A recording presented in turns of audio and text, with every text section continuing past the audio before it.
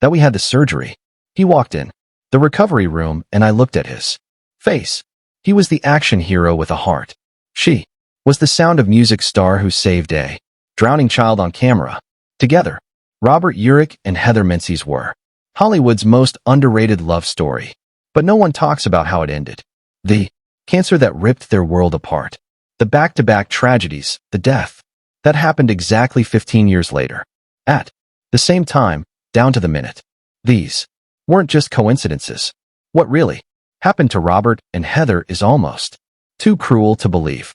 They said Urich had the most TV shows of any leading man in history, 15 different series. That alone would make him a legend. But his story wasn't just about quantity. It was about how he kept surprising people, shifting from action star to dramatic lead, then to a Broadway singer, and even to a respected documentary host. Most actors get boxed in. Robert broke every mold. He started as a football player from Ohio. No fancy connections, just talent, charm, and one important friend, Burt Reynolds.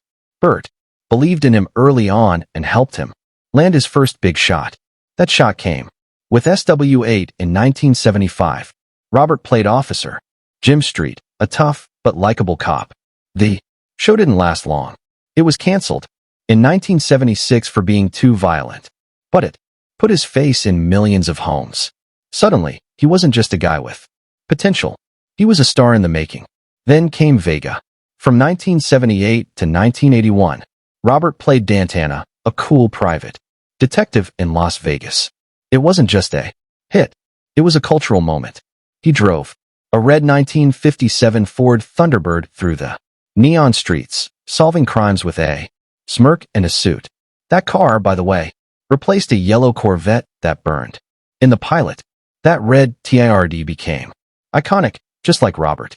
The role earned him 2 Golden Globe nominations. More importantly, it made him a symbol. Slick, smart, and smooth. For a while, he was the face of primetime drama. But Urich didn't stop there. Over the next 3 decades, he dominated television in a way few others ever have. 15 leading roles, every genre. He did comedy and soap, where he played a clueless tennis pro. He tackled espionage and Gavilan. He even led a Western, The Lazarus Man, in the mid-90s. From 1973 to 2001, he was on screen almost nonstop. And he wasn't just coasting. He kept taking risks, switching gears, trying new things. He wasn't content being a one-note star. He wanted to do it all. Then came Spencer for Hire.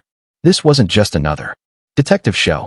It ran from 1985 to 1988 and brought in an estimated $50 million to the state of Massachusetts. That's how much it cost to shoot on location in Boston, which gave the show its gritty, authentic feel. The winters were brutal. The budgets were tight, but Robert made it work. His chemistry with co-star Avery Brooks, who played the tough and mysterious Hawk, was electric.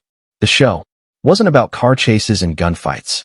It was about character, about justice, about doing the right thing even when it hurt, and fans loved it.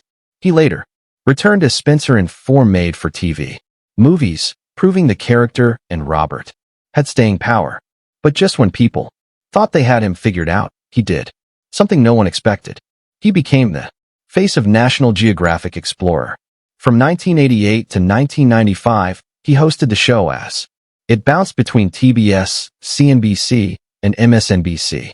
His voice became the sound of wonder, explaining deep-sea mysteries and ancient civilizations. He wasn't just reading a script, he meant it. That's why he won a Cable Ace Award in 1993 and an Emmy in 1992 for narrating Ubit's Terror on Our Shores. He also hosted On Assignment and won another Cable AC for that. These weren't throwaway gigs. These were serious, respected shows, and Robert proved he had the range. He could have stopped there and still gone down as a legend. But there was one more act. In 2000, while battling synovial cell seroma, a rare and aggressive cancer he'd been fighting since 1996, Robert made his Broadway debut. He played Billy Flynn in Chicago from January 5th to February 13th. He had already done the role on tour in cities like Detroit and Washington, D.C., but this was the big stage. This was the Schubert Theater, and he nailed it. Audiences were shocked, not just by his performance, but by the fact that he could sing, really sing, and there was something else. As his wife later said, there was a twinkle in his eye when he walked out on stage. Even with chemo and exhaustion, he lit up the room. Heather Menzies was born in Toronto on December 3rd, 1949 to Scottish parents who had fled the wreckage of post-World War II Britain. Her father was a struggling artist chasing a fresh start. But what they found in Canada was hardship. They were broke, displaced, and clinging to hope. This difficult immigrant life gave Heather something Hollywood couldn't teach: grit. By the time she turned 14, Heather had already lived in 4 cities across 2 countries: Vancouver, Miami, London, and Southern California. Every time her father's art career failed, the family packed up and moved again.